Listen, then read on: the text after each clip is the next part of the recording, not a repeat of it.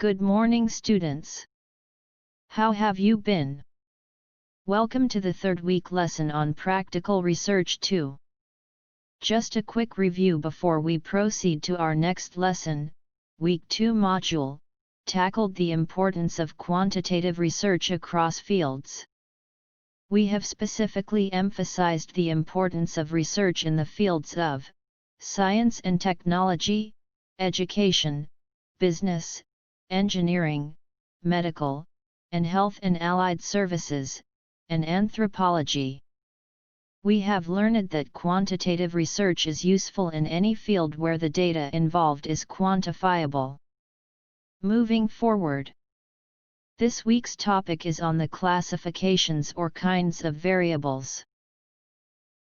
Our learning targets are the following. At the end of the lesson, you will be able to 1. Determine the classification of variables, and 2. Recognize types of variables through analyzing a title. What is the first term that comes in your mind when you hear the word variable?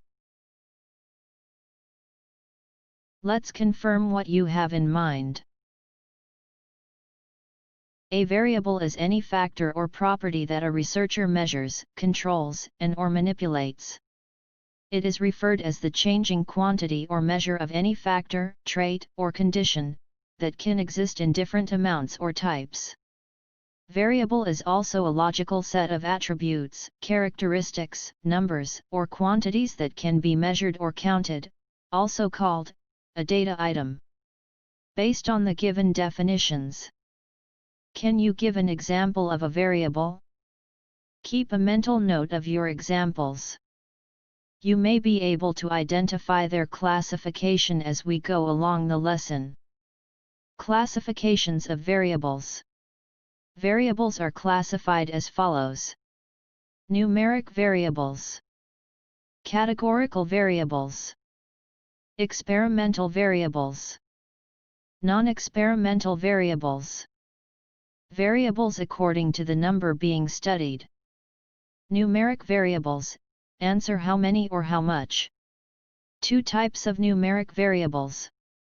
Continuous variables. Discrete variables. Continuous variables can assume any value between a certain set of real numbers. They depend on the scale used. Some examples of continuous variables are time, age, temperature, height, and weight. Two types of continuous variables. Continuous variables that have absolute zero characteristics, and divisible and multipliable are known as ratio variable. For example, because weight is a ratio variable, a weight of 4 grams is twice as heavy as a weight of 2 grams. As well as zero weight can be the starting point. While continuous variables that takes values along a scale with each point placed at an equal distance, subtraction and addition can be performed are classified as interval variables. For example, IQ test. An individual cannot have a zero IQ, therefore satisfying the no-zero property of an interval variable. The level of an individual's IQ will be determined, depending on which interval the score falls in.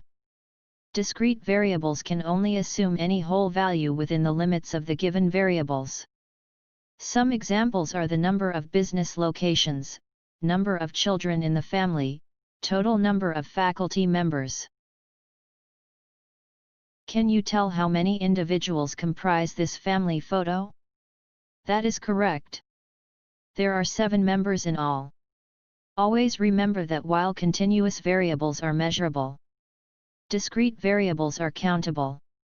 The next classification is categorical variables. Answer what type or which category. Kinds of categorical variables. Ordinal variables.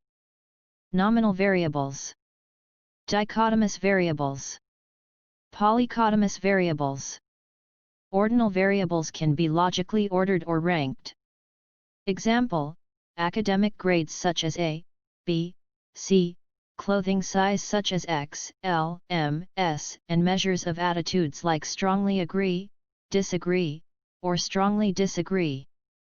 Nominal variables are the types of variables that cannot be organized in a logical sequence. Example: business types, eye colors, kind of religion. Can you tell your eye color? Dichotomous variables present only two categories. Example, sex, male and female, answer, yes or no, and veracity, true or false. Polychotomous variables have many categories. Example, educational attainment, and level performance. Experimental variables. Independent variables are usually manipulated in an experiment.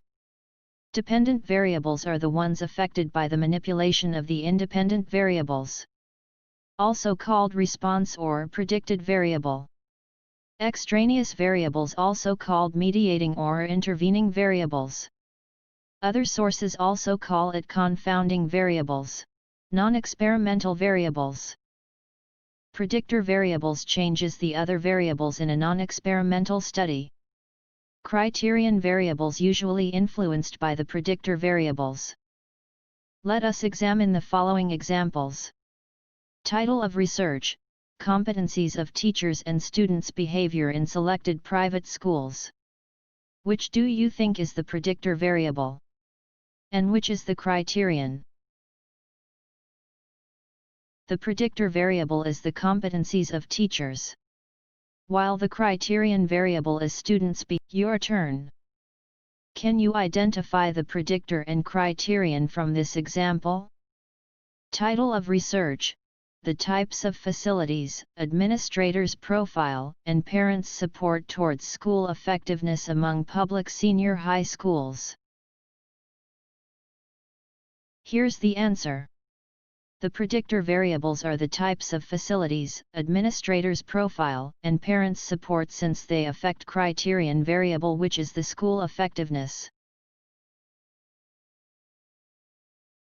Today we learned that variables are classified as follows: numeric variables, categorical variables, experimental variables, non-experimental variables.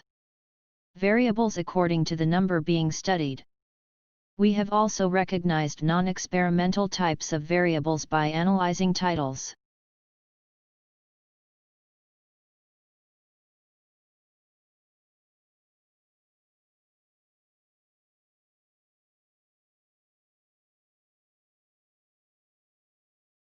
Thank you for listening.